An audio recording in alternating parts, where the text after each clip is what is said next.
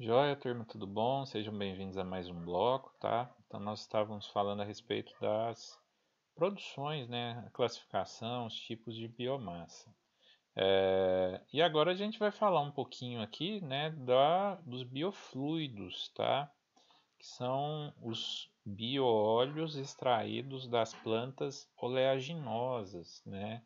A exemplo da soja, do girassol, da canola, a palma.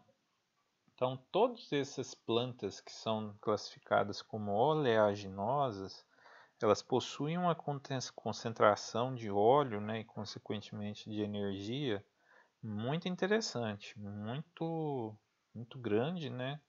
E isso aí demonstra um grande potencial, por exemplo, para a produção de biodiesel, tá? Que depois pode ser utilizado para a produção de eletricidade ou não, né? Ser aplicado, por exemplo, no setor de transportes.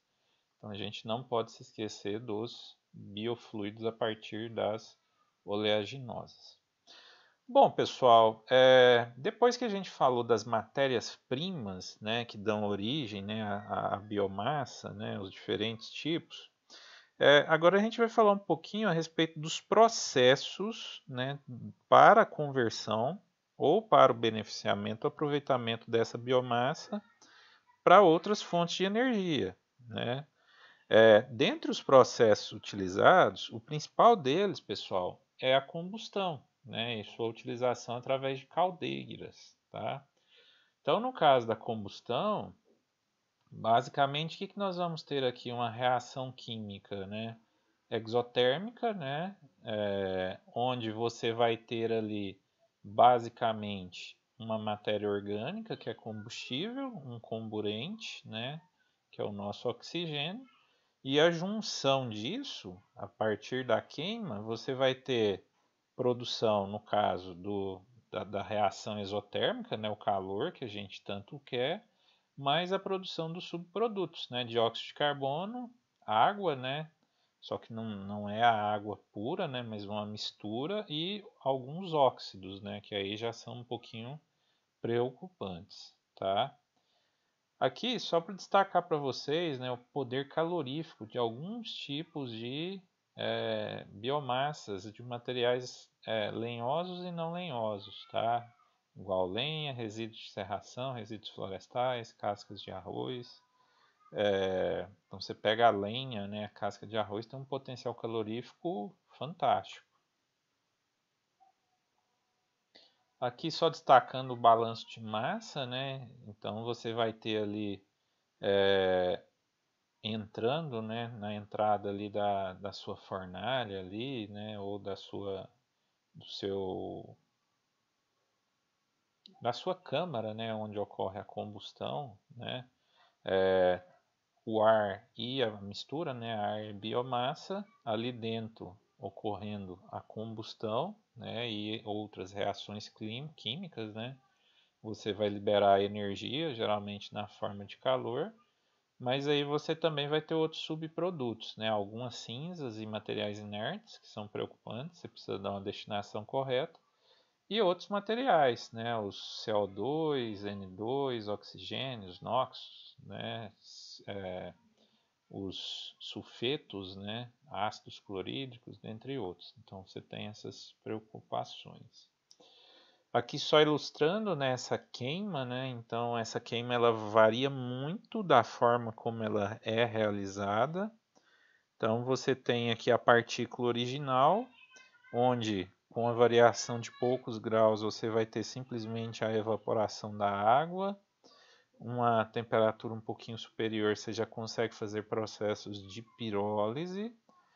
Uma temperatura ainda maior você já vai ter ali uma volatização, né? E por fim, né, a temperatura mais elevada, você tem a formação do Cher, né, que seria, no caso, né, teoricamente, a nossa queima mais próxima do ideal, né, mais próxima da perfeição, onde você consegue queimar a maior parte daquela matéria orgânica e extrair a maior percentual de calor possível, né. Aqui só destacando, né, um exemplo de um determinado processo de queima em uma caldeira, tá? Então você vai tendo ali o processo de alimentação dessa caldeira, o material vai caindo aqui, né, e vai sendo alimentando essa caldeira. Aqui dentro você vai ter o processo de não é evaporação, né, mas eliminação dos gases, no caso. Então, os gases vão subindo por aqui. Aqui você tem processo para filtragem e trocação de calor, né, e condensação depois. E aí você depois, né, consegue separar aqui os gases que você vai utilizar para a produção de energia ou não, né, e calor e aqueles gases que vão ser descartados, né, após o processo de filtragem para de volta para o ar, né, para a atmosfera. Aqui só mostrando, né, aquela mesma planta, só que aqui, né, uma planta real aqui colocada. Bom, pessoal, outro processo que existe, né, pode ser utilizado é o processo de gaseificação, tá? A gaseificação, ela ocorre da seguinte forma: você vai ter basicamente uma mistura de gases, né, CO, né, monóxido de carbono, o hidrogênio e o dióxido de carbono, junto ao enxofre, né, ao metano e o enxofre, tá? E aí a composição final desse gás, né, ela vai depender da forma como ocorreu essa gaseificação, temperatura, pressão, tempo. Então, né, a qualidade desse gás produzido vai depender disso. Então, aqui na entrada você vai ter esses gases, né, o carvão e o vapor d'água entrando. E aí, a partir desse processo de queima, você vai ter a produção do calor, né, que você quer, que você precisa, mas também dessa composição de gases, tá? E aí aqui demonstrando, né, que a partir disso você consegue fazer um aproveitamento, por exemplo, numa planta industrial, né, através da remoção de particulados. Esse gás ele pode ser usado como combustor, né, num forno lá na frente, mais adiante, para produção de calor e injetar, tocar uma turbina a gás, por exemplo, né? Então você tem essa facilidade. Existem diferentes tipos de gaseificadores, não vou entrar aqui em muitos detalhes, né, mas né, os principais deles, né, são os de leito fluidizado, os de leito arrastado, tá? E aqui o de leito arrastado e aqui acabou o leito fixo, aliás, esse aqui, o leito fluidizado é o B e o leito arrastado o C, tá? Então são os três principais tipos. Aqui destacando o potencial calorífico, tá, desses três tipos aí, né, e eles têm, né, ambos, né, têm um potencial relativamente bom. Outro processo, pessoal, é o processo de pirólise, tá? E aí a gente vai ter aqui uma questão dentro da pirólise, né?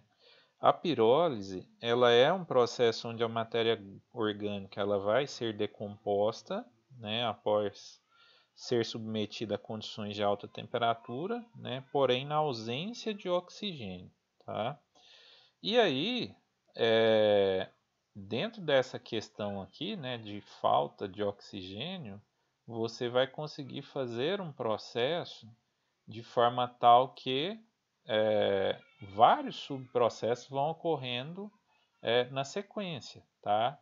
Então, por exemplo, o processo de hemicelulose, né, que é o primeiro componente que vai sendo decomposto ali na pirólise, aí você consegue produzir ácido acético, o furfural, o furano. Então, na segunda etapa, né, a celulose, no caso, e aí você já vai ter ali, né, uma degradação mais ou menos entre 240 e 350 graus Celsius. Você consegue,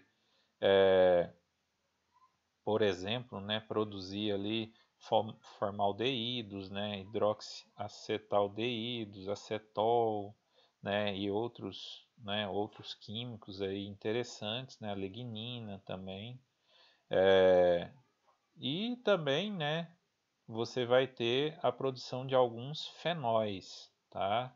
Fenóis monoméricos, né, oligoméricos, dentre outros. Então, pessoal, a pirólise ela tem essa vantagem, que dependendo do que você quer extrair, você quer produzir, você ajusta, né, o processo e você consegue extrair materiais mais nobres, tá? A gente foge daquela questão de só aproveitar calor para produção de energia, né, para queima, mas você consegue extrair materiais nobres, né, principalmente para a indústria de cosméticos, dentre outros, tá? Então aqui só destacando, né, se a gente for pegar entre a combustão e a gaseificação, a pirólise ela estaria ali no meio do caminho, tá? Seria um processo intermediário em termos de temperatura. Então, combustão, aquela queima mais rústica, né, da matéria-prima, a gaseificação, aquela queima super elaborada, onde você está interessado na produção dos gases, né? Porém é uma queima feita na presença de oxigênio. E a pirólise, entre esses dois processos, a uma temperatura intermediária, com uma queima na ausência de oxigênio para extração de bioóleo e outros produtos nobres, tá?